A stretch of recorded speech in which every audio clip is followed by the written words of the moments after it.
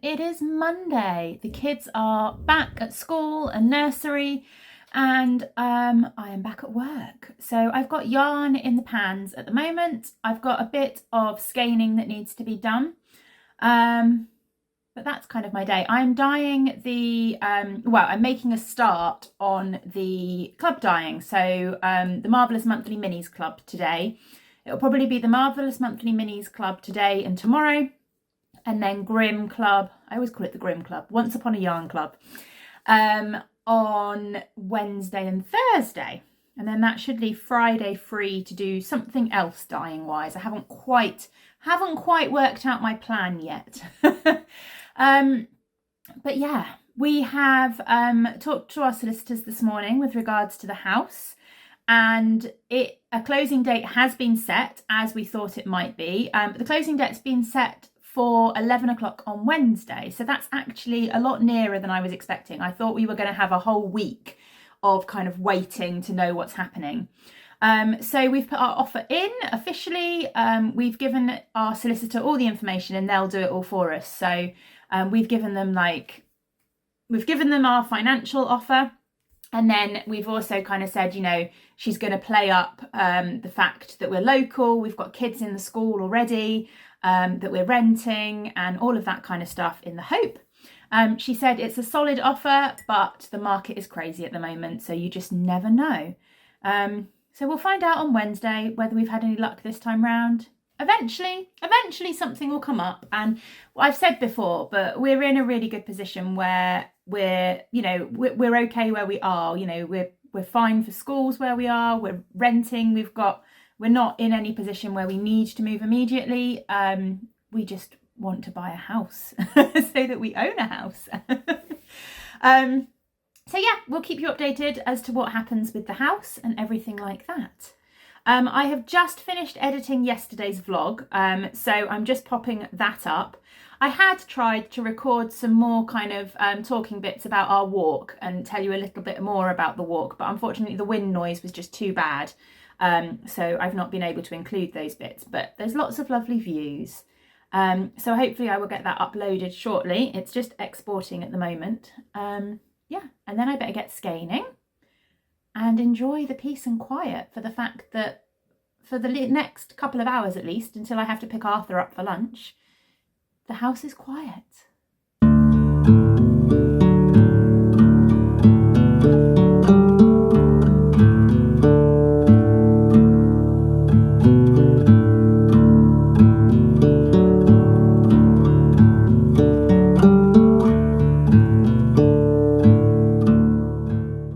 Yep, I'm still in the same position, but I promise I have been doing things. All the yarn has been skeined and I'm on my nearly my third batch of yarn. I've got about 5 minutes before I've got to go pick Arthur up for lunch, but I've had some post, so I thought I would share.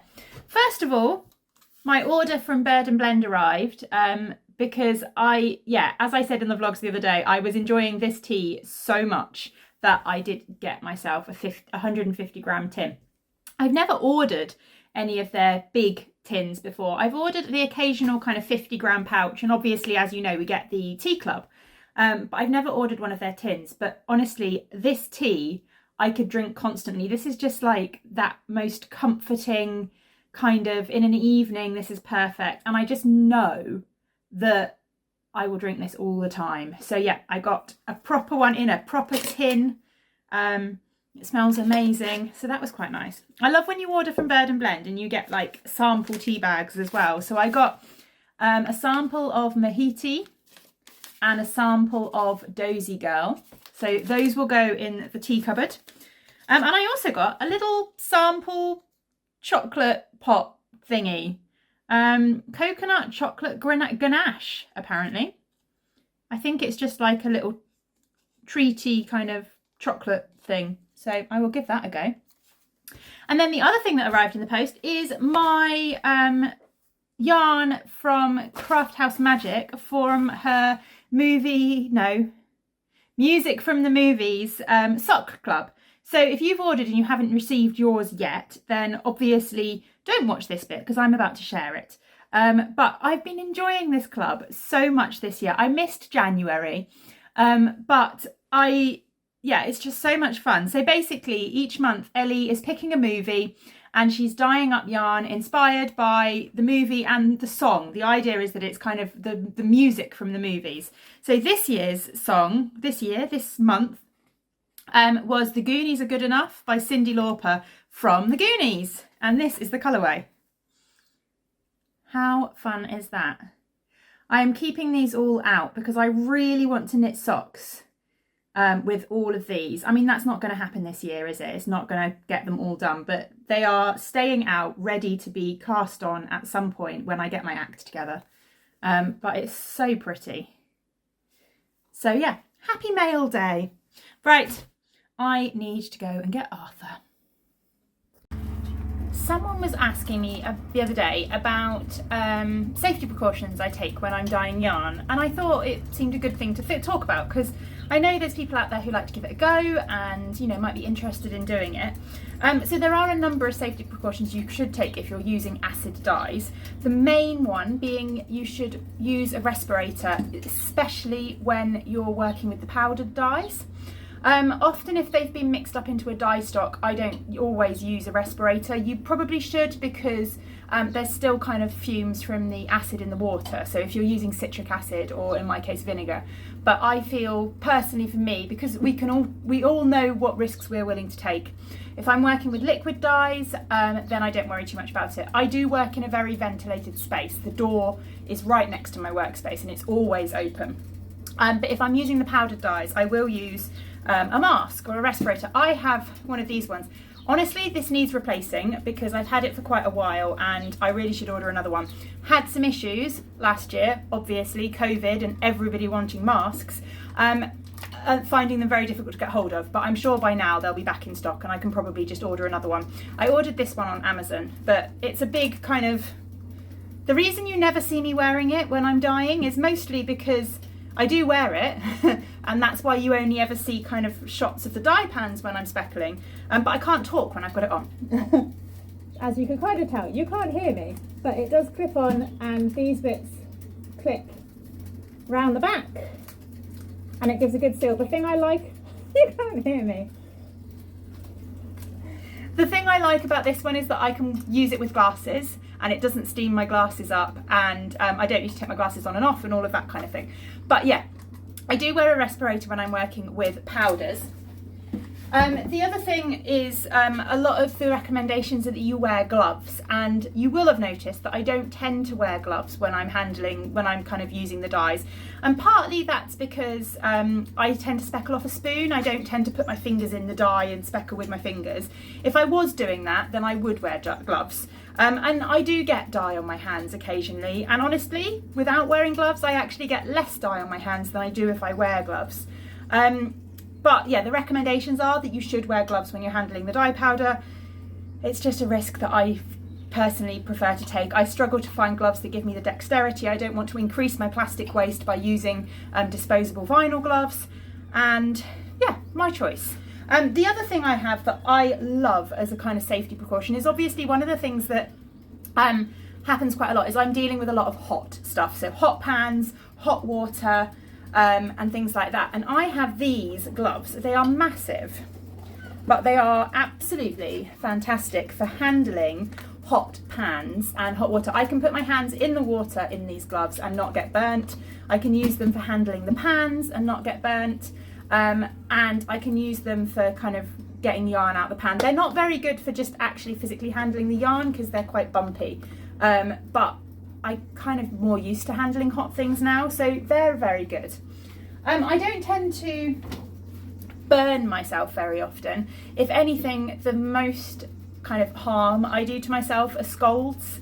Obviously dealing with the hot water, and quite often I'll find my fingertips get quite sore because I'm handling kind of the hot cable ties and stuff like that, but I've never damaged myself dreadfully. I've had the odd burn here and there from the pans if I've accidentally knocked against it, but nothing drastic so far.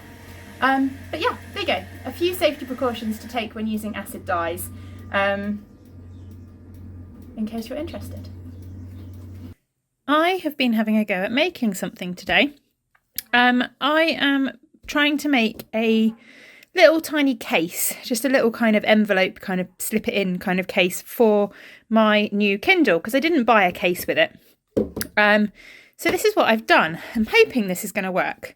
I had some tiny scraps, and I've just made some little crochet squares and joined them together.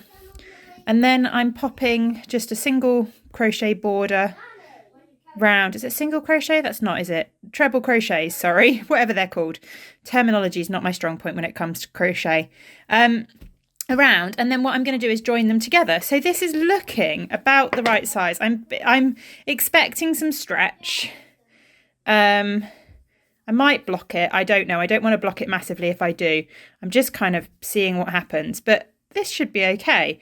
So I'll do the same with this, and then I will just crochet down the sides, join them together, and then it will just be able to slip in the top. But it's going to be pretty.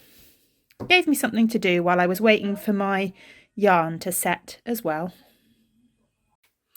Good evening. It is 7 o'clock. I've just tucked Jasper into bed. He is so tired after his first day back at nursery after the Easter holidays, but he had a lovely day and thoroughly enjoyed being back, so that makes me very happy. I've got D&D tonight with my crafty dragons, so I'm looking forward to that. We didn't have D&D at the weekend with my brother because my brother and his girlfriend are just in the process of moving house. They got their keys just over a week ago, I think. So over the next couple of weeks, they're going to be moving. So we said we'd have a bit of a break and reconvene our D&D after they've settled in a little bit. But I have crafty dragons tonight, so I'm getting my D&D fix. But I haven't done book of the day yet. Now, the book of the day that I've picked for today, technically, I'm going to talk about 2 books. But I don't have physical copies of these books, so I will have to just pop little pictures up on the screen while I talk about them. But that's not really a problem.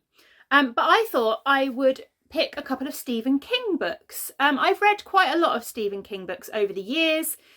He's a writer that I enjoy quite a lot. I love a little bit of horror, and his books I find are quite a nice mix of horror but not too scary. Like, I can read them and not get scared. They're not always, well, I guess it depends which one you read, but they're not ridiculously creepy that they scare me too much. But yeah, I've read a lot of them over the years. But 2 of my favourites were Cell, which is, so the kind of concept behind Cell is it's almost like a zombie story. And actually, if you followed my vlogs and my podcast for a while, you'll know that I've got quite the soft spot for anything zombie related.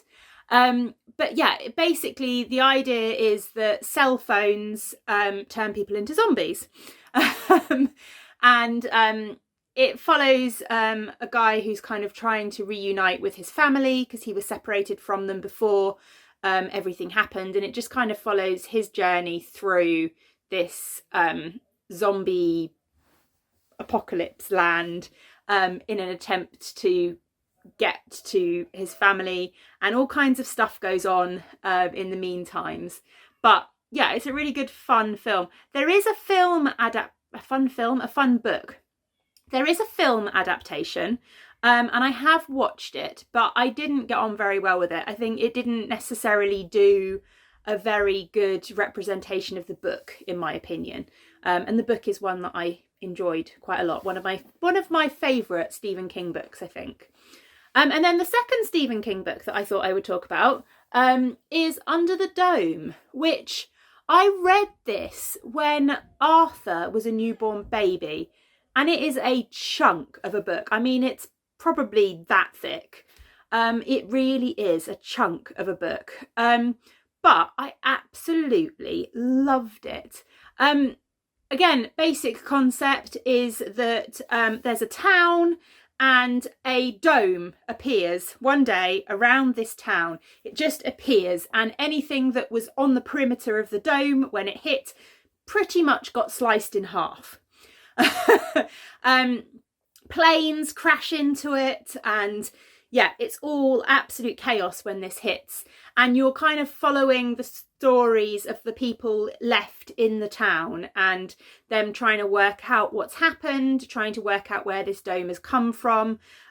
You've got kind of complicated interpersonal relationships with various different characters and politics around the town and all of this kind of thing. And it's really, really good fun. I really enjoyed it. It has a very, very weird ending, and it was completely unexpected. And from what I remember, and bearing in mind I read this 7 years ago, but from what I remember, it kind of just ended. And I just remember being like, what? What? That's the end? What, now? But I thoroughly enjoyed it. And again, they've adapted it into a TV series, but the TV series takes quite a different turn and quite a different approach to it. And although we've watched quite a bit of the TV series and I did enjoy it, I wouldn't say that they're very different. Let's go with that. It takes the basic concept of the book and expands on it and changes it and twists it. And if I remember as well, they had a few characters that they'd kind of combined characters rather than having every character from the book. But yeah, those are two of my favourite Stephen King books. There's probably more, but I thought rather than doing lots of different Stephen King books, I would just pick two of my favourite and have them as book of the day for one day. Anyway, I need to go and help Tom finish off bedtime with Arthur. I need to get things set up for D&D tonight. And that's about it, really. I'm going to try and have a think of something specific to do as tomorrow's vlog, because I feel like I'm getting to that time of the month where I'm running out of things to share with you.